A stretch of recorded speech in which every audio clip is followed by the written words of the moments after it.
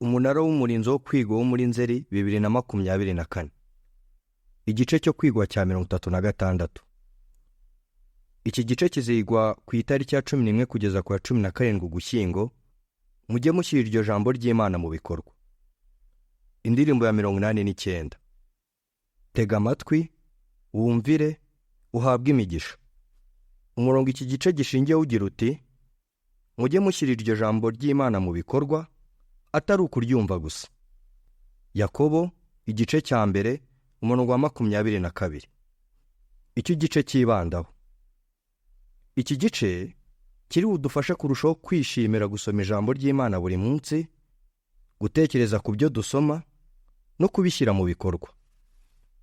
Paragrafu ya mbere n'iya kabiri. Ikibazo: ni iki gituma abagaragu b'Imana bishima?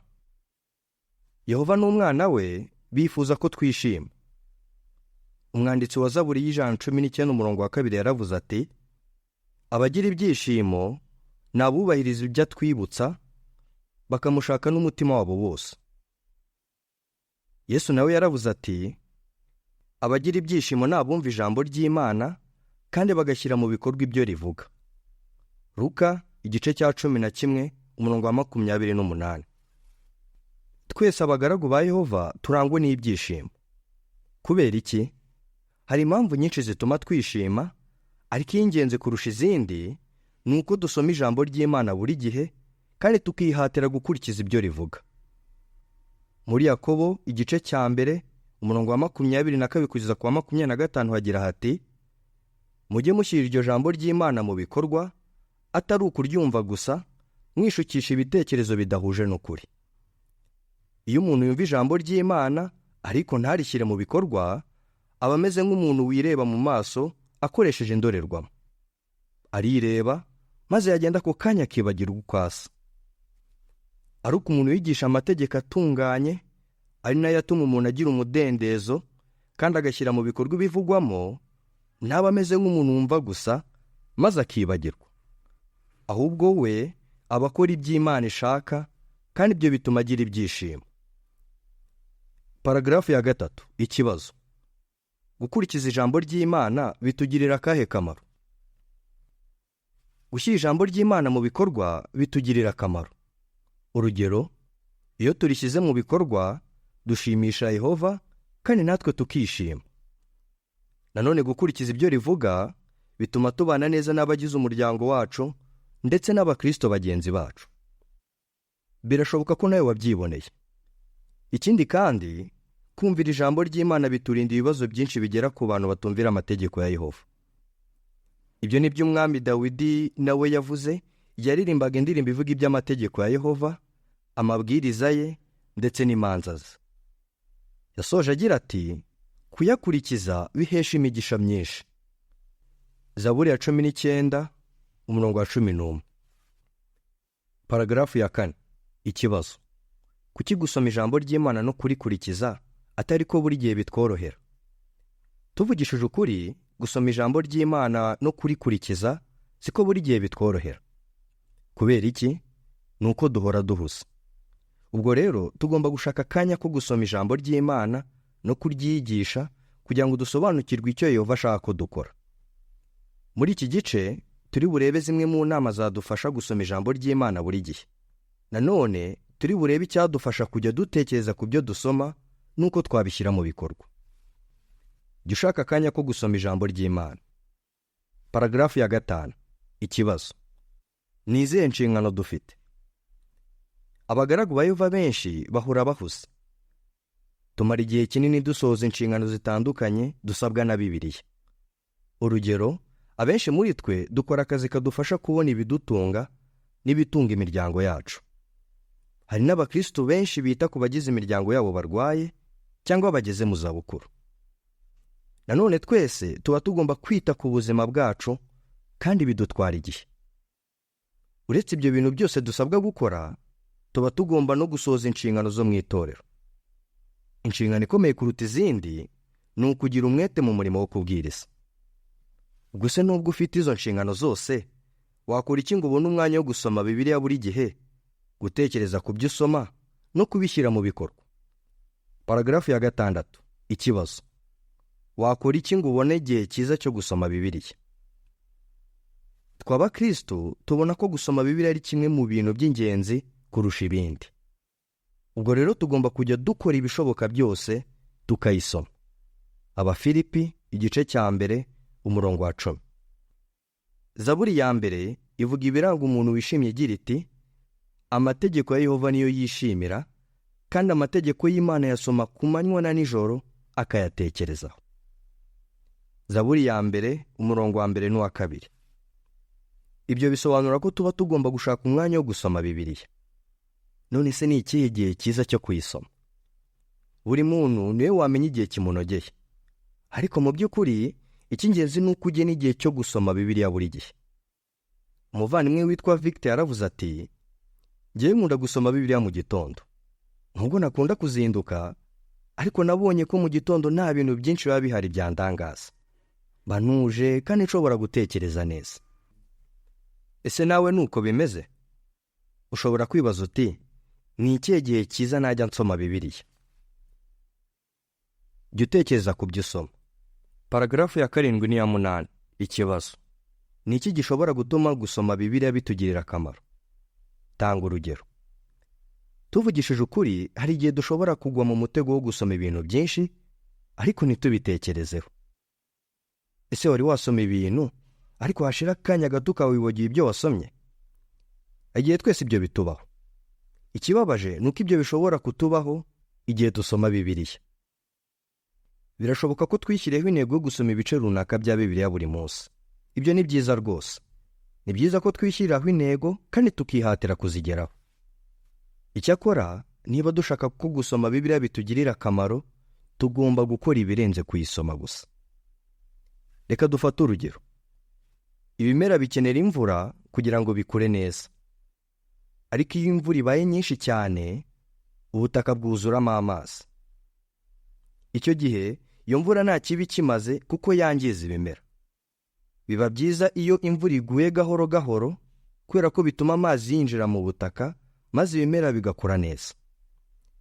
Ubwo rero natwe tugomba kwirinda gusoma Bibiliya twiruka, kuko bituma tutabona umwanya wo gutekereza ku byo twasomye nuko byatugirira akamaro. Paragrafu ya 9. Ikibazo: ni iki twakora niba tubonye ko dusoma Bibiliya twihuta cyane? Ese hari igihe ujya ubona ko usoma Bibiliya wihuta cyane? None se ubwo wakora iki? Gerageza gusoma witonze. Jya wihatira gutekereza ku byo uri gusoma cyangwa ku byo wasomye. Ibyo ntibigoye. Ushobora kongera igihe wamara gusoma Bibiliya kugira ngo ubone umwanya wo gutekereza ku byo wasomye. Cyangwa ugahitamo gusoma imirongo mike, ikindi gihe ukakimara utekereza ku byo wasomye. Victor twigeze kuvuga yaravuze ati, nihatira gusoma ibintu bike, wenda nk'igice kimwe. Kubera ko nsoma mu gitondo cya kare, mara umunsi wose ntekereza ku byo nasomye. Uko ibyo usoma byaba bingana kose, icy'ingenzi ni uko ufata igihe gihagije cyo gutekereza ku byo usoma. Paragrafu ya 10. Ikibazo: tanga urugero rugaragaza uko washyira mu bikorwa ibyo wasomye. Igihe cyose wasomera Bibiliya n'igihe wamara uyisoma, jya ufata akanya utekereza ukuntu wakurikiza ibyo wasomye. Mu gihe umaze gusoma imirongo runaka yo muri Bibiliya, ujye wibaza uti, ibi bintu umaze gusoma ntabikurikiza ne muri iki gihe cyangwa mu gihe kiri imbere?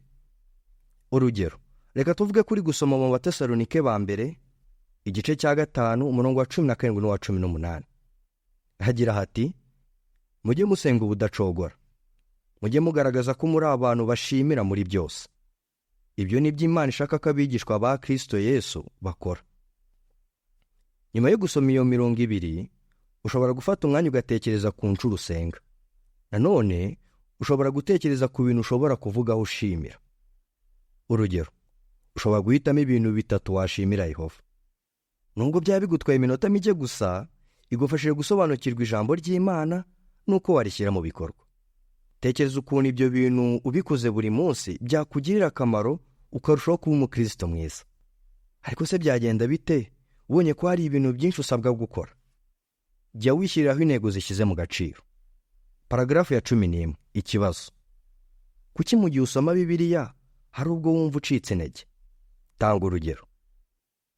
Mu gihe usoma Bibiliya, hari igihe ushobora kumva ucitse intege kubera ko ubonye ko hari ibintu byinshi ukeneye gukosora. Urugero, tuvuge ko usomye Bibiliya uyu munsi ukabonamo inama ikubuza kurobanura. Ubonye ko hari icyo ugomba guhindura ku birebana n'uko ufata abandi, none wemeje kugira icyo ukora. Ni byiza rwose. Noneho ejo usomye imirongo igaragaza ko tugomba kwitondera ibyo tuvuga. Icyo gihe bwo ubonye ko hari igihe ujya uvuga amagambo aca abandi intege. Wemeje kujya uvuga amagambo atera inkunga kandi yubaka abandi. Umunsi ukurikiyeho usomye imirongo itugira inama yo kwirinda gukunda isi. Ubonye ko ugomba guhitamo witonze imyidagaduro. Ku munsi wa kane wumvise ucitse intege kuko ubonye ko ufite ibintu byinshi ugomba guhindura. Paragrafu ya 12. Ikibazo: kuki tutagomba gucika intege niba dusomye Bibiliya tukabona ko hari ibintu byinshi tugomba gukosora? Nubona hari ibintu byinshi ugomba guhindura, ntugacike intege. Ibyo bigaragaza ko uri umuntu wicisha bugufi. Iyo twicisha bugufi, dusoma Bibiliya dushakisha uko twahinduka, tugashyira mu bikorwa ibyo dusoma. Nanone twibuka ko guhinduka tukagira imyifatire mishya atari ibintu biza ako kanya. Abakolosayi igice cya 3:10. None se niki cyagufasha gushyira mu bikorwa ibyo wiga mu ijambo ry'Imana? Paragrafu ya 13. Ikibazo: wakora iki ngo ushyire mu bikorwa ibyo wasomye muri Bibiliya? Jya wishyiriraho intego yo gukurikiza ikintu kimwe, nukirangiza ukurikizeho ikindi, aho guhangayikishwa no kumva ko ugomba gukurikiza ibintu byose wasomye icyarimwe. Gerageza gukora ibintu bikurikira. Jya ukora urutonde rw'ibintu wasomye muri Bibiliya ukeneye gushyira mu bikorwa. Hanyuma uhitemo kimwe cyangwa bibiri uzaheraho, ibindi uzabikore nyuma yaho. Niki wifuza guheraho? Paragrafu ya 14. Ikibazo: mu ntego wifuza kwishyiriraho wumva ari ye waheraho. Ushobora gutangira wishyiriraho intego wumva ikoroheye kuyigeraho, cyangwa se ugahera ku kintu wifuza cyane gushyira mu bikorwa. Numara kumenya intego wifuza kugeraho, uzakora ubushakashatsi mu bitabo byacu, urugero nko mu gitabo gifasha abahamya ba Yehova gukora ubushakashatsi. Hanyuma uzasenge Yehova umusaba kugira icyifuzo n'imbaraga zo kwigeraho. Abafilipi igice cya 2:13. Noneho uzihatire gushyira mu bikorwa ibyo wasomye. Iyo ugeze ku ntego ya mbere wishyiriyeho, wumva wifuje kwishyiriraho indi. N'ubundi kandi iyo ugize icyo uhindura kugira ngo witoze imico iranga abakristo, ukabona ubigezeho, wumva igize imbaraga zo kugira ibindi bintu uhindura, kandi bishobora kuzakorohera. Mujye mureka ijambo ry'Imana ritume mugira icyo mukora. Paragrafu ya 15. Ikibazo: abahamya ba Yehova batandukaniye n'abantu benshi bavuga ko basoma Bibiliya. Hari abantu bavuga ko basomye Bibiliya inshuro nyinshi, ariko se mu by'ukuri bemera ibyo Bibiliya ivuga? Ese barayikurikiza kandi bakemera ko ihindura ubuzima bwabo? Ikibabaje ni uko usanga atari ko bimeze. Ariko twebwe abahamya ba Yehova si uko tumeze. Kimwe n'abakristo bo mu kinyejana cya mbere, twemera ko Bibiliya ari ijambo ry'Imana nk'uko riri koko. Nanone dukora uko dushoboye tugakurikiza ibivugwaho. Mu Batesalonike ba mbere igice cya 2:13 hagira hati: niyo mpamvu natwe duhora dushimira Imana, kubera ko igihe mwakiraga ijambo ryayo twababwiye, mutaryemeye nk'ijambo ry'abantu, ahubwo mwemeye ko ari ijambo ry'Imana nk'uko riri koko, ari naryo ribaha imbaraga mwebwe abizera, mukagira icyo mukora. Paragrafu ya 16. Ikibazo: ni iki kizadufasha gukurikiza ibyo dusoma muri Bibiliya? Gusoma Bibiliya no gukurikiza ibyo dusomye siko buri gihe biba byoroshye. Hari igihe kubona umwanya wo gusoma bitugora, cyangwa ugasanga tuyisoma twiruka ntidutekereze ku byo twasomye. Nanone dushobora kumva ducitse intege bitewe n'uko dufite ibintu byinshi tugomba guhindura. Uko ikibazo waba uhanganye nacyo cyaba kimeze kose, humura. Yehova ashobora kugufasha ukagira icyo uhindura. Nimureke twemere ko adufasha, bityo tujye dusoma ijambo rye, twibuke ibyo dusomye kandi tubikurikize. Nitwihatira gusoma ijambo ry'Imana kandi tugakurikiza ibyo dusomye, nta gushidikanya ko tuzarushaho kugira ibyishimo.